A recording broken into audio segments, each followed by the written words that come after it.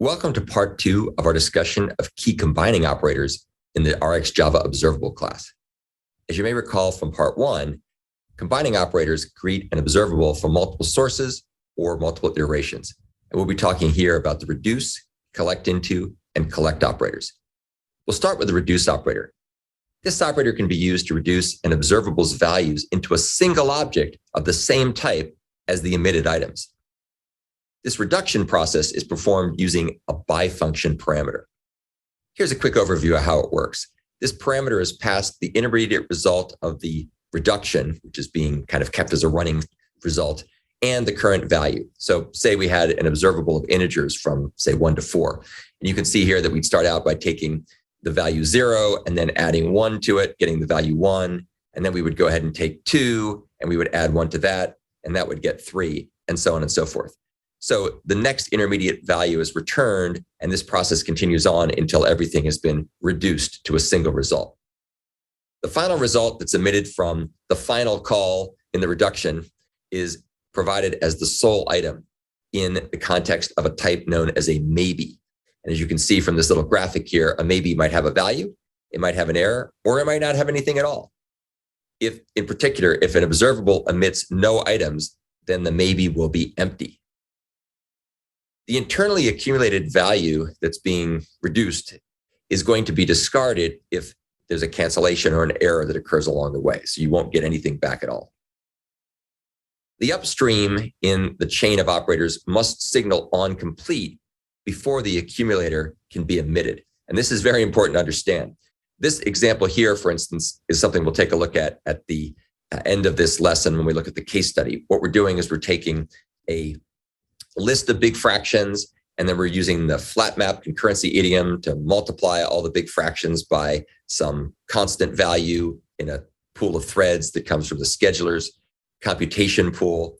And then we're using reduce to sum the results of all the asynchronous multiplications. And you can see we're using the big fraction add method reference here to do that summation and reduction.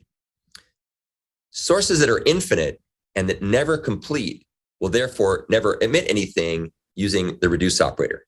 And of course, what'll happen if you let this run long enough is you'll end up with a fatal out-of-memory error, an out-of-memory error exception. So make sure you only use reduce on finite sources, not infinite sources. Project Reactor has a reduce operator in its Flux class that works essentially the same way as the reduce operator does that's part of RxJava's Observable class. Once again, you can see this example here sums the results of asynchronous multiplications using the Project Reactor concurrency idiom that FlatMap also implements there as well. Reduce is also very similar in RxJava and Project Reactor to the reduce operator that's defined in Java Streams in the Streams interface. Here you can see we have a much simpler example where we have a list of 6 values that we convert into a stream, and then we do a reduction to sum the values that are in that list. Let's now go ahead and turn our attention to the collectInto operator. This operator collects items emitted by the finite source observable into a single mutable data structure. And you can see here it takes a couple of parameters. The first parameter is the mutable data structure that accumulates or collects the items. And we'll see later when we look at the examples that you could do things like pass in an array list here, for example. You could be collecting to the array list. And then the second parameter is a so-called by consumer that accepts the accumulator and the emitted item. So it's a little bit like reduce, but the difference here is the accumulator is going to be modified accordingly rather than reduce, which works on immutable objects. So as you can see here, the by consumer could be something like list add, where we would collect things by adding them into the list. What gets returned from collectInto is an RxJava single that will emit the data structure that's been reduced, that's been collected into, which in this case would be a list. You can think of collectInto as essentially a simplified variant of reduce that doesn't need to return the state on each pass. And it also has this concept of mutable accumulators. Here's an example that kind of was what we alluded to earlier, a little bit at a time. We'll talk about this example in more detail when we get into the case study at the end of this lesson. But this example, once again, is going to take a list of big fractions, apply the flat map concurrency idiom, do some filtering to get rid of any values that may happen to be 0, and then it collects the filtered big fractions into a list. And you can see here that we use collectInto. We pass in an array list as the implementation that we want for the accumulator, and then we pass in list add as the by consumer that will be used to add each item into that list. Project Reactor has a Flux class with a collect operator that works very similar to collectInto. And in fact, we'll see that it's actually much more similar to the RxJava's observable collect operator, which we're going to talk about next. There's also something in our Project Reactor that's called Flux collect list. And that's a more concise, although a bit more limited option because it can only collect fluxes into lists as opposed to collect, which can collect it into other things besides lists, as we'll see later. There's also a collect method that's defined in Java streams in the stream interface, and that can be used in much the same way as well.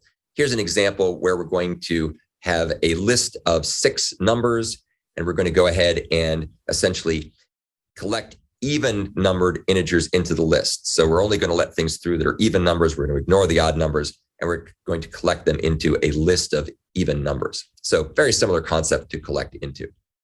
Let's now go ahead and talk about the third and final operator we're going to discuss for combining in RxJava's observable class, and this will be the collect operator.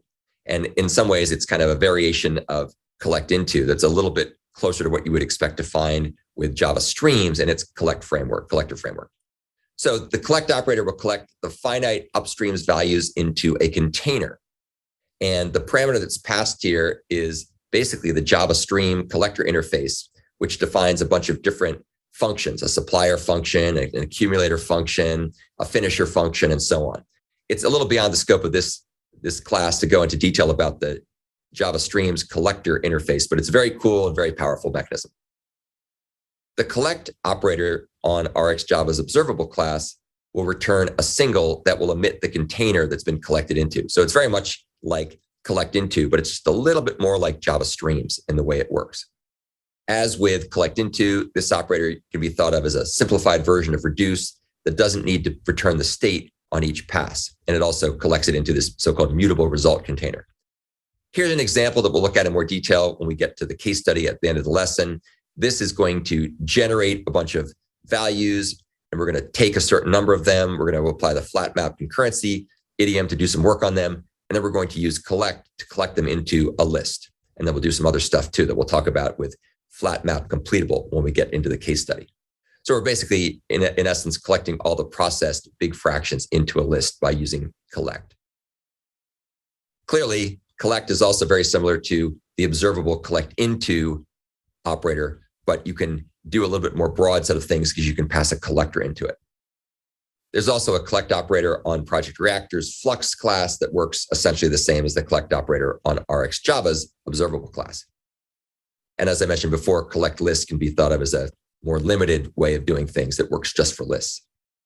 As with before, both of these collect operators are very similar to the collect method that's part of the Java streams collector framework. And just for kicks, this example here is very much like the one we did before, except rather than collecting the results into a list, this time we're going to collect it into a set.